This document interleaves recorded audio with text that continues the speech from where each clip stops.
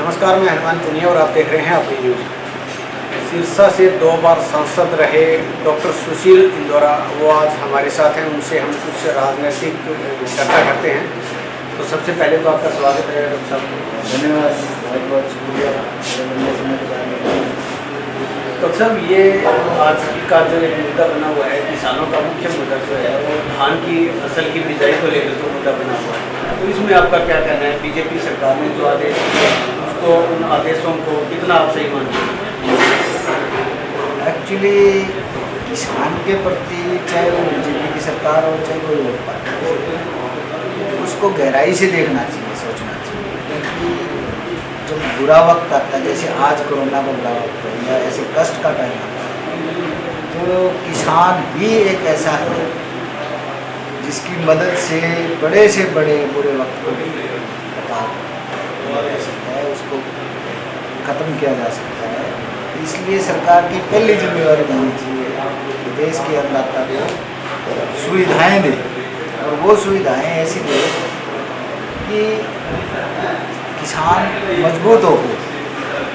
इसलिए किसान का ये फर्ज बनता है सरकार का, क्योंकि आज के वक्त में किसान बेचारा परेशान है।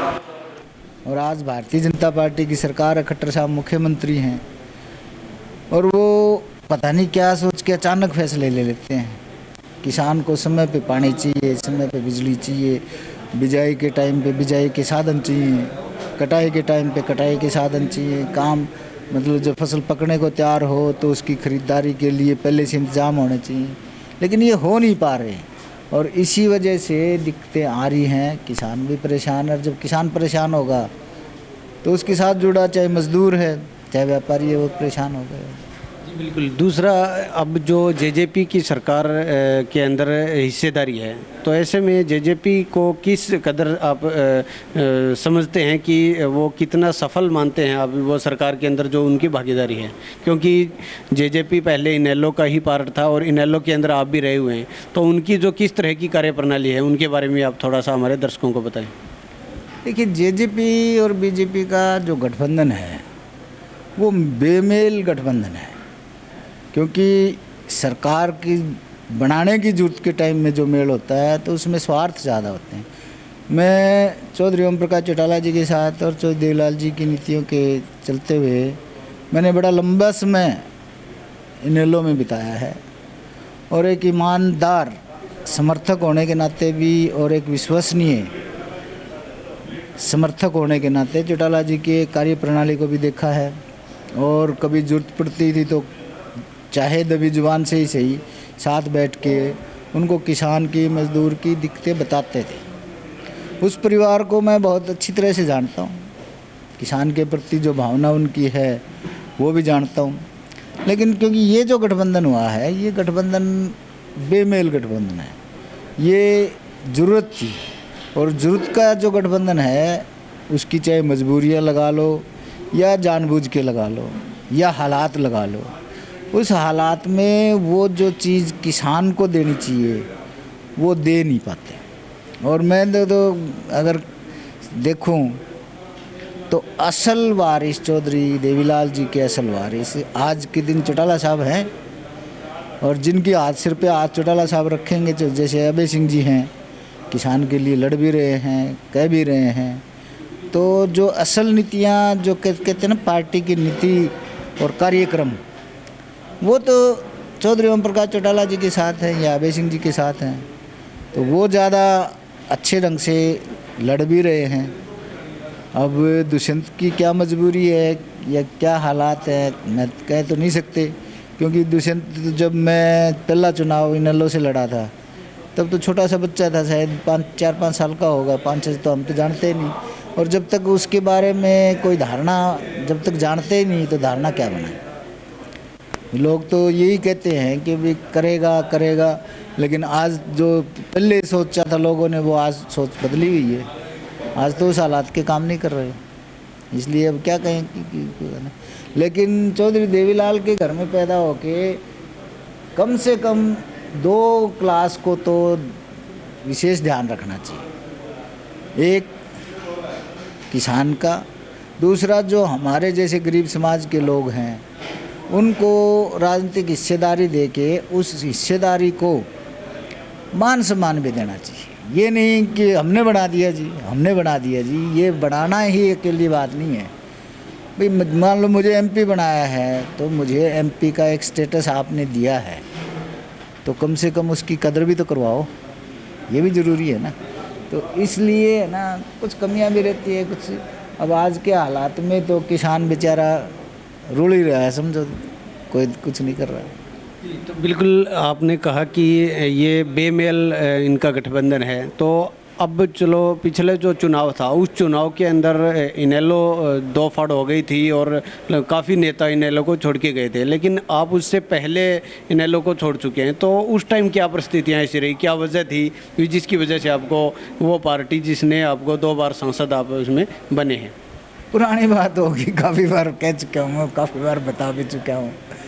हालात कुछ ऐसे बन गए थे। मैं एक बात तो कहता हूँ, कभी मैंने ज़िंदगी में नहीं सोचा था कि चौधरी ओम प्रकाश चौटाला जी को या चौधरी देवीलाल जी को पार्टी को छोड़ूंगा। ये मैं अपने दिल की बात बता रहा हूँ, कभी नहीं सोचा था। और ये भी नहीं था कि मैं केवल चुनाव लड़ने या टिकट का भागीदार ही था। टिकट भी कोई ज़रूरी नहीं होती, परिवार में बैठा हो ना तो आदमी को कोई टिकट नहीं होती। लेकिन हम जैसे समाज के लोग हैं ना, जो गरीब समाज के लोग हैं, और फिर मैं तो MBBS डॉक्टर था, तो हम जैसे लोग जो हैं वो प्यार के भूखे होते हैं, पारिवारिक एक रिश्ते के भूखे होते हैं कि भाई प्यार से बोल लो, काम हो ना हो कम से कम इज्जत तो दे दो। फिर मैं तो MBBS डॉक्टर, लेकिन जब गधे और घोड़े को बराबर समझने लग जाए, देखो फ़र्क तो है गधे और घोड़े में, गधा गधे की जगह काम आएगा, घोड़ा घोड़े की जगह काम आएगा। तो वो जो चीज़ है ना, वो फिर मन में टीस है, उसको ना कहो तो अच्छा ठीक है कभी वो है ना। तो लेकिन मुझे चौधरी ओम प्रकाश चौटाला जी ने बहुत अच्छा मान सम्मान दिया। मुझे आज भी याद है कि एक बार मैं पार्लियामेंट में पहले फर्स्ट टाइम गया था, तो जॉइंट सेशन हुआ था, तो वहाँ के रंग रोगन तो मेरे दिल से एकदम से आवाज़ निकली थी कि भगवान भला करे चौधरी ओम प्रकाश चौटाला जी को, कि हम जैसे लोग जो हम वहाँ पहुँच नहीं पाते थे वहाँ पहुँचे। और मैं तो है ना, देखा जाए तो चौधरी ओम प्रकाश चौटाला जी की ही सोशल इंजीनियरिंग का प्रोडक्ट, चौधरी ओम प्रकाश चौटाला जी ने सोशल इंजीनियरिंग की थी। क्योंकि आज भी हरियाणा में चौटाला साहब जैसा नेता है नहीं। ये बात चल पड़ी तब कह रहा हूँ कि भाई बात चल पड़ी तब कह रहा हूँ। हुड्डा साहब भी अच्छे नेता हैं और भी बहुत से नेता हैं, लेकिन चौटाला साहब एक बहुत सुलझे हुए, लेकिन कई बार वही बात आ जाती है, कुछ दबाव में, कुछ किसी के कहने बहकाने से या कोई ऐसे फैसले अब मेरे साथ ही नहीं पहले भी होते रहे हैं, जिसका खामियाजा इन लोगों को हमेशा उठाना पड़ता रहा। बाकी चौटाला साहब मतलब सोशल इंजीनियरिंग करके, क्योंकि हमारे यहाँ सिरसा में जो पहले चौधरी भजनलाल जी ने की थी A और B जात कास्ट का जैसे A की थी, तो यहाँ सिरसा में भी A और B का ही वो झगड़ा आपस में राजनीतिक तौर पे लगा लो या वैसे लगा लो।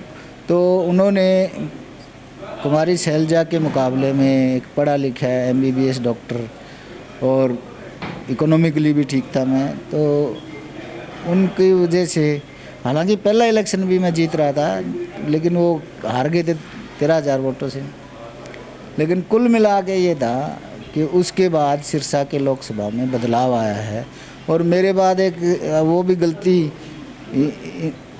चौटाला साहब की थी कि मेरी टिकट काटी, नहीं तो तंवर का MP बनना बहुत मुश्किल था। लोगों की बात है ये, मेरी नहीं, भी तंवर MP नहीं बन पाता था। तो बस वो गलतियाँ राजनीति में होती है, हमारे से भी गलतियाँ हुई, कुछ हमें भी सब्र करना चाहिए था। तो ये चलता रहता है। अब ये उम्र के इस पड़ाव पे जब खाली बैठे कोरोना में, तो सोचते हैं कि राजनीति में कहाँ गलती, सामाजिकता में कहाँ गलती, जहाँ गलतियाँ हुई हैं उनका सुधार करेंगे। जी, तो आज आप कांग्रेस के अंदर हो और कांग्रेस पार्टी विपक्ष के अंदर है, तो इसमें आगे का क्या भविष्य मानते हैं? नेक्स्ट टाइम जो चुनाव होंगे विधानसभा, उसमें आप कितना मानते हैं कि कांग्रेस की सरकार कितने % तक आपको अंदाज़ा है भी आ सकती है? देखो, कांग्रेस एक बहुत बड़ा समंदर है, बहुत बड़ी पार्टी है। इनेलो या रीजनल पार्टी जैसे मैंने भी बनाई थी पार्टी, नहीं चली कि लोगों को पसंद नहीं आई। फिर मुझ पे एक लक्षण लग गया था कि यार ये तो रोज़ पार्टी बदल ले। लोग मेरे हालात या मजबूरी को नहीं समझते थे, पार्टी बदल लेता है। तो कांग्रेस एक बहुत बड़ी पार्टी है और कांग्रेस से भी गलतियां हुई। सरकार तो अब की बार भी, मैंने उस टाइम तो मैंने अपनी पार्टी थी, लेकिन मैंने हुड्डा साहब को भी बताया था कि कुछ एक गलतियां हुई, जैसे टिकटों के वितरण में लगा लो या कुछ हालात के, तो नहीं तो कांग्रेस की तो सरकार आई पड़ी थी। लोग तो उस टाइम भी भारतीय जनता पार्टी की सरकार से दुखी थे और आज भी दुखी हैं। बदलने का मौका भी था, लेकिन अब देखा जाए तो उन्होंने तो बदल ही दी थी, लोगों ने तो बदल ही दी थी भाई। कहाँ 75 पार थी और कहाँ 40 पे ला दिया। लेकिन अब उसका दुष्यंत का क्या कर रहे हैं, वो ठाक जाके ना ज़्यादा दुष्यंत अगर समर्थन नहीं देता तो ज़्यादा चुनाव हो जाते, लोगों की भड़ास तो निकलती। क्योंकि लोगों को तो ये जिनके प्रति मन में भड़ास थी वो ख़त्म होती, लेकिन उसने वो समर्थन दे दिया। और मुझे लगता नहीं कि ज़्यादा दिन चलेगा। हो सकता है कि जिस तरह के राजनीतिक हालात हो रहे हैं, जिस तरह से अभय सिंह जी घूम रहे हैं, हुड्डा साहब घूम रहे हैं और लोग घूम रहे हैं, कोई बड़ी बात नहीं, जल्दी चुनाव हरियाणा में फिर आ जाए विधानसभा के। तो ये थे पूर्व सांसद डॉक्टर सुशील इंदौरा। इन्होंने कई मुद्दों पर चर्चा की, किसानों के मुद्दे की बात हो, चाहे उनके खुद के राजनीतिक करियर के संबंध में बात हो, तो ये तमाम जानकारी इन्होंने हमारे साथ साझा की है।